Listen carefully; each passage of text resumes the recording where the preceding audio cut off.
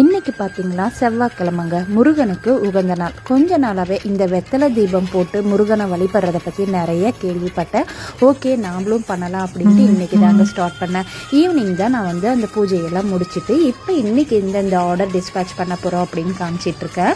இது பார்த்திங்கன்னா பாக்ஸ் செயினில் கஸ்டமர் எனக்கு ஒரு சிம்பிளாக ஒரு முகப்பு மாதிரி வச்சு கஸ்டமைஸ் பண்ணி கொடுங்கன்னு கேட்டாங்க. இது இன்னொரு சைடு பார்த்திங்கன்னா நிறைய, அதாவது பெரிய பெரிய முகப்பு வேணும் அப்படிங்கிறவங்க பெரிய முகப்பு வச்சு எடுத்துக்கலாம். இல்லை எனக்கு சின்னதாக சிம்பிளாக வேணும் அப்படின்னாலும் நீங்கள் எப்படி விரும்புகிறீங்களோ அதுக்கு தகுந்த மாதிரி நாம் கஸ்டமைஸ் பண்ணி கொடுப்பாங்க. நெக்ஸ்ட்டு இது பார்த்திங்கன்னா கோதுமை செயினும் பாக்ஸ் செயினும் கலந்த மாதிரி தான். இந்த செயினை எனக்கு சான்ஸே இல்லை, இங்கே பார்த்தா அவ்வளோ நல்லாயிருக்கு, ஃபினிஷிங் பக்காவாக வந்திருக்கு. நெக்ஸ்ட்டு இந்த செயின் பார்த்திங்கன்னா ஃபுல்லுமே கோதுமை கிளாஸ் கட்டிங்கு, ஒரு 8 சவரன் பார்வையில் 30 இன்ச்சில் கஸ்டமர்ஸ் கேட்டாங்க.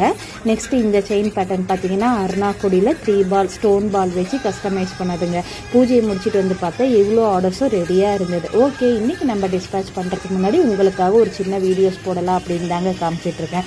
ஆக்சுவலி பார்த்திங்கன்னா வெத்தலை தீபம் ஒரு சில பேர் 9 வாரம் போடலாம் அப்படின்னு சொல்லியிருக்காங்க. நீங்களும் ட்ரை பண்ணி பாருங்கள். கண்டிப்பாக நம்ம என்ன வேண்டுபவருக்கு வேண்டும் வரங்களை கொடுக்கும் முருகப்பெருமாள் அப்படிங்கிறது எல்லாருக்குமே தெரியும். முருகப்பெருமாள் மட்டும் இல்லைங்க, எல்லா கடவுளுமே நாம் வேண்ட வரத்தை கொடுக்குறவங்க தான். ஆனால் ஸ்பெசிஃபிக்காக எனக்கு முருகப்பெருமாளை பிடிக்கிற